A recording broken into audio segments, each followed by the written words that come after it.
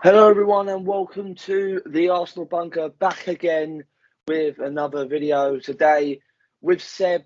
Obviously, we got him on the Brighton game to speak about the game after and that. Just to speak about obviously the performance, which obviously weren't a great one, leaving us in a 0-0 draw. Then we went into the international break, and honestly, every international break feels like a double. It always feels like you're playing two games and then playing another two. It's so long, so boring, and honestly, it's just when England are playing, you're just thinking like, when are Arsenal back on? It's just very, very boring. But for me, as a just to put it out there, I don't know about you, Seb, to be fair, but for me, if Saka's playing, I'm watching. If Saka ain't playing, I'm not watching. That's how it is for me. Yeah, me too. I'm like that a little bit when it comes to England friendlies and Euro qualifiers. I'm just never really. It's just so boring unless it comes to the real thing. And I was also hoping they'll start Ramsdale in one of the games, but they opted for Sam Johnston in that game against Andorra. I think it was Pickford against Hungary. Yeah. So I also really wanted to see that, but yeah, I didn't actually bother watching most of the Hungary game. I heard it was rubbish as well. I saw some of the Andorra game, but I saw his goal. It was quite a good international break for Arsenal players because six of Yeah. them got on the score sheet. Thomas Partey got a couple. Even he got a couple. Nicolas Pepe got one. Aubameyang got one. Saka got one. Smith-Rowe got one. Who was the other guy? Tavares. Tavares. Yeah, Tavares. Yeah, and obviously, it's not like the biggest thing. Some players obviously got assists as well and clean sheets and all that. So it's very, very good international. I definitely do agree on that. And and also Saka did play. He came in the game. He came on against Hungary. Weren't too impressive, to be fair. Lost the ball quite a few times, but the game against Andorra, he was top quality. And I don't know how he didn't get man of the match, but Well, to be fair, I think it is Phil too much. Foden got it. He did. I did actually think he had a better game, but Yeah, maybe. like Yeah, I've said, Saka did well as well. yeah, Yeah. Saka's very good. Obviously, got that goal. And to be fair, we were talking about the goalkeepers and Sam Johnson. I don't know if you did see his assist. Brilliant throw. So fair enough. But yeah, He's a definitely. good keeper, to be fair. And Yeah, to he is. be fair, most Arsenal fans did actually say they would rather Yeah, him than Ramsdale, but yeah, Ramsdale's come in so far and he's proved us all yeah. wrong. I feel like honestly, if Arsenal said like in the January transfer window, we've got 10 million, we're going to ship out because I can obviously we're both massive fans of Leno, but it really looks like his time is up with Arsenal now. And I know obviously Arteta will try and convince us Ramsdale is still under. I think that's not true. I think Leno's time's done now at the club. It's very sad, very very sad because I feel like and I really hated the treatment he's been given by Arsenal fans because he was excellent for us for the first 2 years, and then last year he wasn't as good, and then yeah, he's been really put under the bus, and it's a big shame. But even last year, people talk about how bad he was. He still wasn't even that bad. It's just because he weren't reaching. It's just because he wasn't reaching his top standard. I think, and honestly, it's horrible to see because he was honestly so good for us. And at a time, I think he was probably top three goalkeepers in the Premier League. Obviously, you've got Alisson and Edison and him. I'd say people might disagree, but I feel like he's a better saver than Edison. I think he's a better save. He saves the ball better than Edison.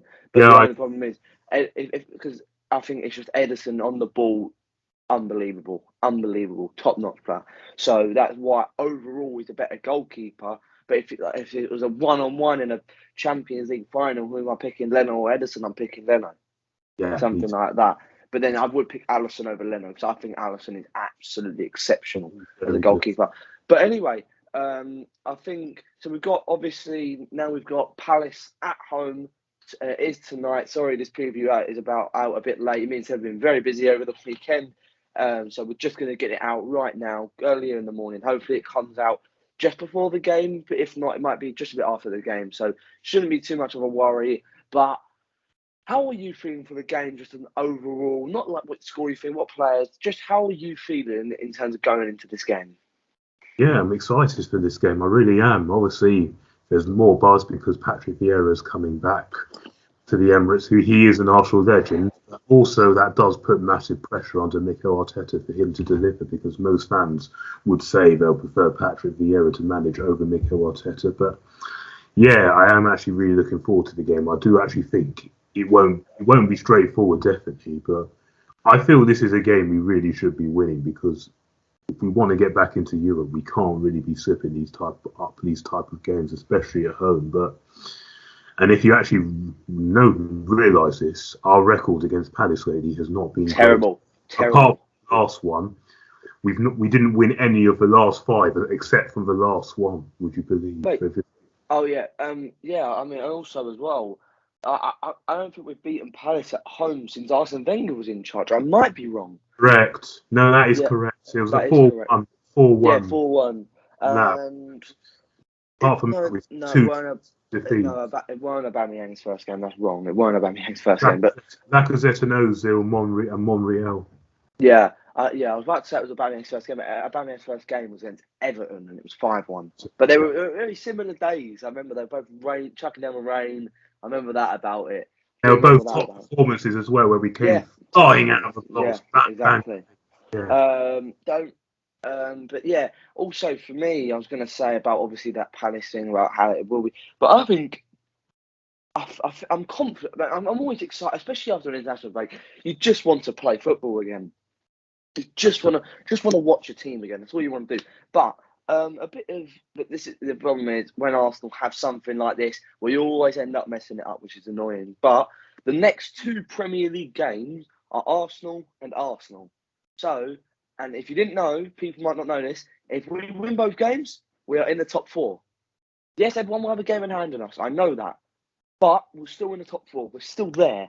Yeah, And for a relegation, you just got to go about your business. yeah, and for a relegation side, I don't think top four is too bad because apparently we're getting relegated. Apparently we're going to be relegated. So, Oh, you know, don't mind those people say that. It's yeah, nonsense.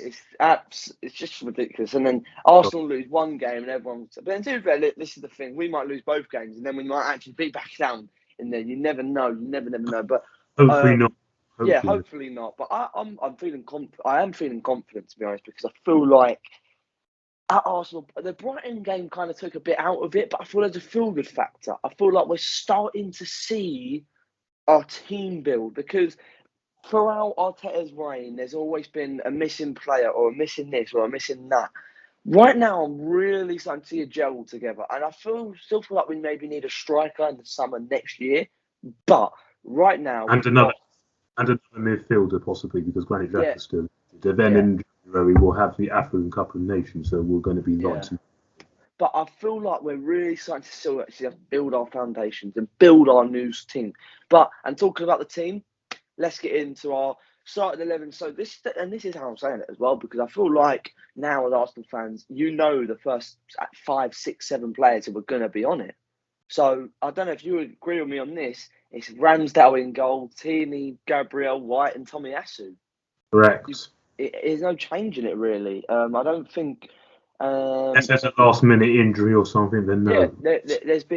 they've played what 4 games together and conceded 1 goal, I Yeah, believe, or conceded one goal and kept three clean sheets. Yeah. 3 clean sheets exactly. So very very impressive, and that goal as well had a bit of controversy to it yesterday because I believe Newcastle's first goal yesterday.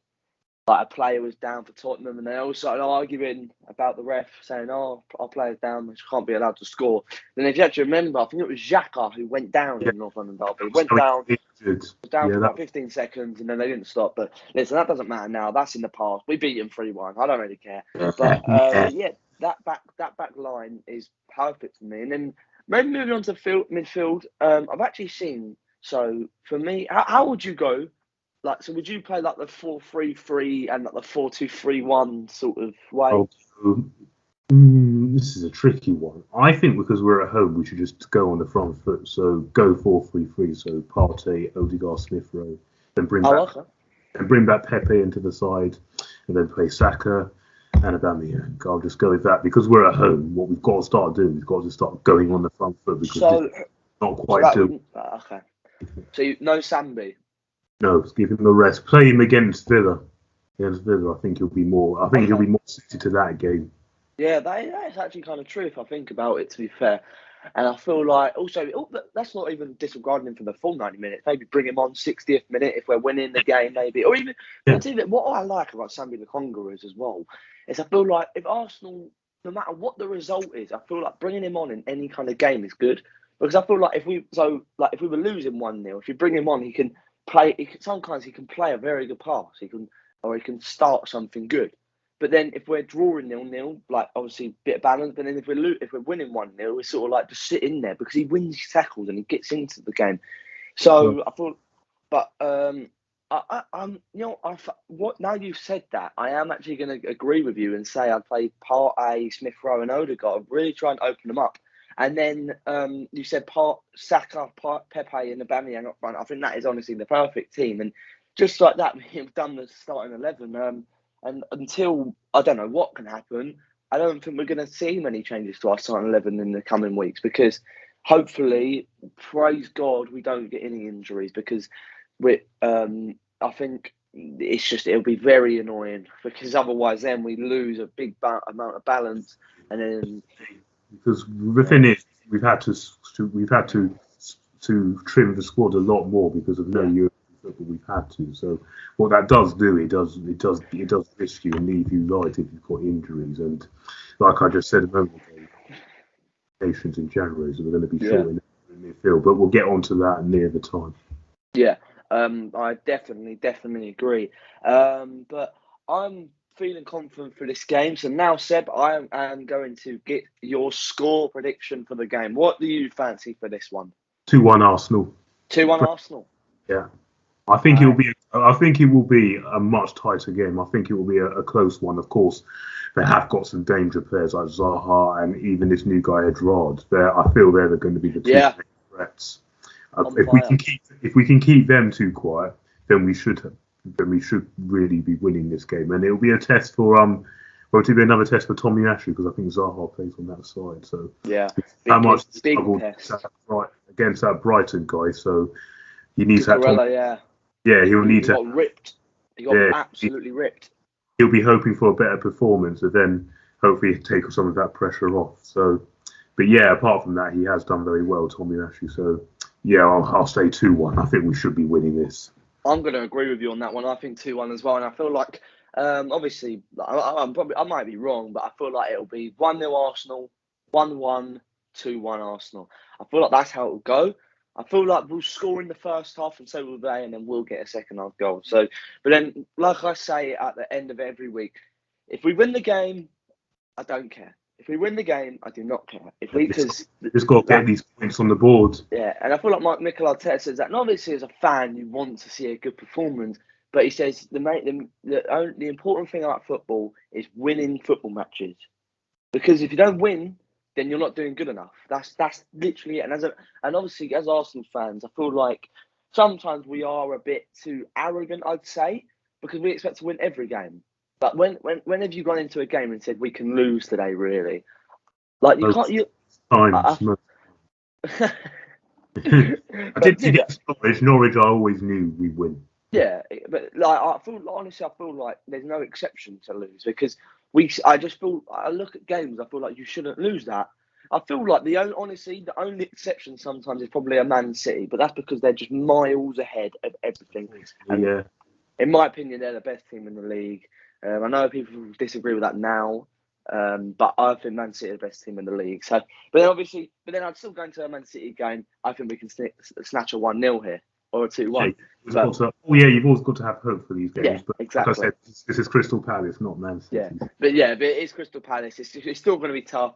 It's not going to be as tough as Man City, but it is still going to be a very tough game. And Palace actually do like coming to the big teams and having a little spoil party, I think. Oh, definitely. Yeah, we saw what they do. We saw what they did to Tottenham, and even they've given Man City in the past and Man United some problems, and Chelsea in the past they've given some. So they are capable of doing that. They are indeed. So hopefully, though, Arsenal can come out with a victory. I'm feeling confident. I cannot wait to get to the Emirates tonight. Come on, you Gunners. Thank you, Seb, for coming on and speaking. Thank you, everyone, for watching. Like, share, comment, and subscribe, and share with everyone. So, final words. Come on, you Gunners. Come on, you Reds. Yeah.